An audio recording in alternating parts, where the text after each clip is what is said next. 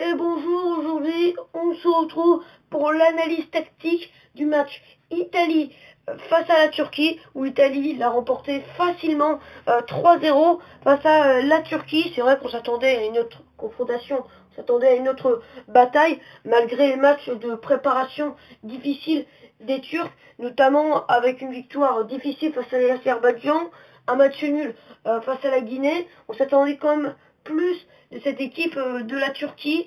Il n'y a eu aucune confrontation hier. L'Italie qui, moi, je trouve, n'a pas vraiment forcé son jeu et a gagné plutôt facilement. On a vu de belles actions collectives du côté des Italiens. C'est vrai que les Turcs ont manqué vraiment, je trouve, d'intensité, que ça soit en phase défensive, où ils n'ont pas pressé haut, ou même ils ont laissé frapper les Italiens, notamment avec peu de pression pour le porteur de balle, et avec le ballon il y avait très peu de mouvement, il n'y avait aucun joueur, que ça soit au milieu de terrain avec Toufan et Yokuşlu, il n'y a aucun de ces joueurs là qui revenait plus bas. C'était très rare de les voir revenir bas pour faire le lien entre le milieu et l'attaque. Il n'y avait pas de véritable numéro 6, et donc c'est vrai qu'on voyait énormément de longs ballons. C'est pour ça que notamment en première période, avec seulement 69% de passes réussies, il y avait très peu de précision.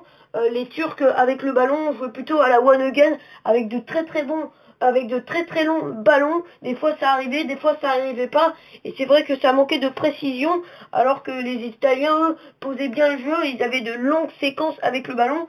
C'est vrai que déjà ce qui est sûr, c'est que les Turcs étaient venus avec cette envie de jouer plutôt bas, avec cette envie de jouer en bloc bas. Cette équipe de l'Italie qui a eu largement le ballon, de jouer en 4-4-2, de mettre de densifier le milieu de terrain, de laisser peu d'espace.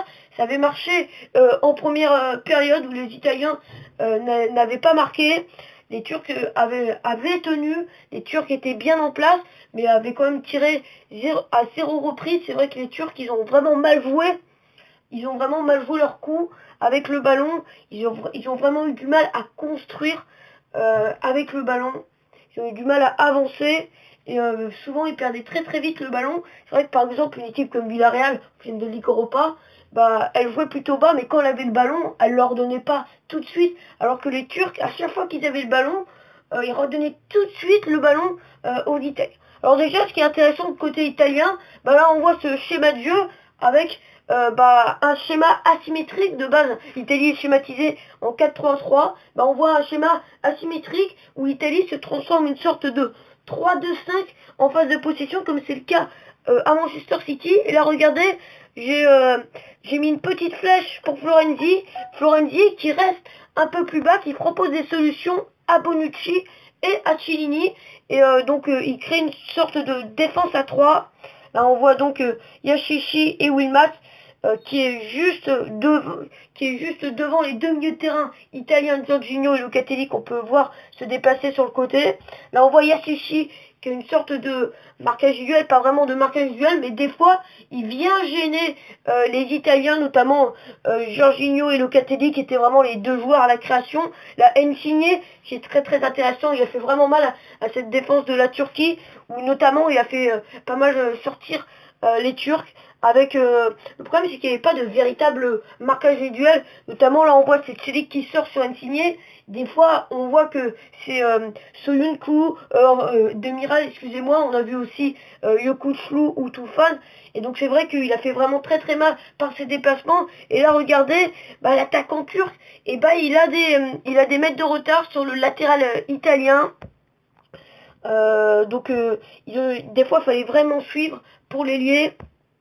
Fallait suivre Spinazzola. Là on voit sur le côté avec les montées de Spinazzola, et on voit Locatelli qui se positionne sur le côté comme une zone avec la montée de Spinazzola qui se projette très haut côté d'Italie. Là on voit comme il y a une zone qui est libre, et c'est Locatelli qui vient venir se placer dans cette zone et qui propose des solutions sur le côté. Là, on voit toujours la position de Locatelli, qui fait une sorte de défense à 4, avec à la place de Florenzi, qui, lui, le latéral reste plus bas. Pour créer son nombre sur le côté, c'est Barella qui monte, alors que de l'autre côté, on a Insigne et Spinazzola. Là, on montre c'est une image pour montrer un petit peu toute la passivité de l'équipe de la Turquie. Là, regardez, Demiral est au début en marquage sur Chiellini, puis après il va sortir et en oublier Chiellini qui va mettre ce ballon. Heureusement qu'il y a bel arrêt de Caïr qui sort ce ballon de la part de Chiellini, ce coup de boule de Chiellini. Là on voit ce qui est intéressant, c'est dès que la perte de balle des Italiens, bah direct ça presse, direct ça sort sur le porteur. C'est pour ça que les Italiens, à comparer à l'équipe de la Turquie, bah on voit une équipe de la Turquie, on voit, regardez l'écart qu'il y a avec les défenseurs centraux, regardez l'avance qu'a les centraux, l'écart qu'il y a, les mètres d'écart qu'il y a entre eux.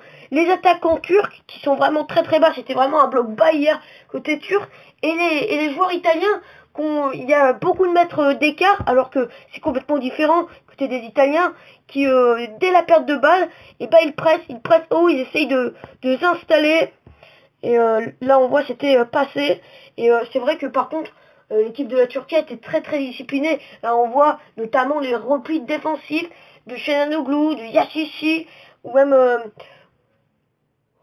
de Karaman, le joueur de Düsseldorf, qui a marqué 7 buts cette saison en D2 allemande. Là on voit toujours ces solutions avec notamment Immobilier qui a été utilisé hier en point d'appui.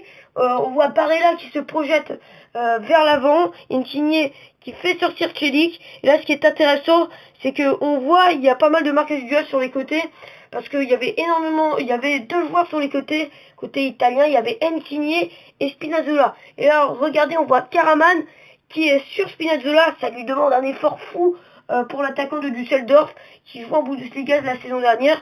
Et là on voit donc Çelik qui est sur Insigne, et ça peut switcher. On peut voir Karaman des fois sur Insigne, sur un attaquant. C'est un énorme effort de la part de l'attaquant turc. Là on voit Yachichi qui est sur Jorginho, mais regardez, certes il est sur Jorginho, mais ce qui laisse la porte totalement à Locatelli. Donc en fait ce qui est intéressant, c'est que Jorginho, il reste là, donc il attire Yachichi, ce qui laisse de l'espace et la solution parfaite pour Locatelli pour être servi. Là on voit Spinazzola qui monte très très haut sur le côté. Là il y a eu un énorme travail des joueurs turcs, il y a eu un énorme débauche d'énergie, beaucoup d'efforts défensifs, avec là on voit Tufan qui redescend très très bas, qui est notamment en marquage sur Insigne. Là regardez le petit 1-2 avec Insigne, ça va trop vite, il y a énormément de talent. Insigne qui a marqué 19 buts en Serie A, et regardez Çelik, et il est en retard, il est pris de vitesse. Le problème c'est que Karaman il a pas ce réflexe de sortir sur Insigne parce qu'il a ce marquage individuel sur Spinazzola. Et c'est vrai que quand il y a un marquage individuel, il faut savoir certes marquer son joueur, mais quand il y a une situation, quand on voit que à côté de soi, dans la zone pas loin où on est, il y a quelque chose qui se passe avec le ballon, et là que ça peut devenir dangereux, faut quand même intervenir et sortir et laisser un peu son joueur seul. Parce que là on voit Spinazzola, il n'aurait pas touché le ballon après. Là on voit sur le but, encore le petit 1-2 avec Insigne qui va reprendre le ballon. Insigne qui a fait un très très bon match hier, positionné dans son rôle de meneur de jeu excentré. Regardez Insigne avec sa spéciale, avec sa petite enroulée, et c'est vrai qu'il a fait très très bien par sa déplacement. Premièrement, des fois on peut voir Tufan en marche duel sur le napolitain. Là on voit c'est Demiral qui sort sur Insigne, il fait vraiment mal avec ses décrochages entre les lignes. Là on voit c'est Çelik. Regardez l'effort défensif qu'il faut faire pour Çelik, pour être sur Insigne, pour être en marquage sur lui. Regardez là, on voit Karaman, il doit redescendre très très bas sur Spinazzola qui est presque en ailier. C'est incroyable les efforts que doivent faire les Turcs pour revenir sur les Italiens. Et c'est vrai qu'ils ont fait énormément d'efforts, ils ont peut-être un peu craqué aussi en seconde période notamment. Là on voit encore ce décrochage entre les lignes de Insigne, c'est Tufan cette fois-ci qui s'occupe de lui. Donc voilà, c'était le débrief, l'analyse tactique de ce match Turquie-Italie.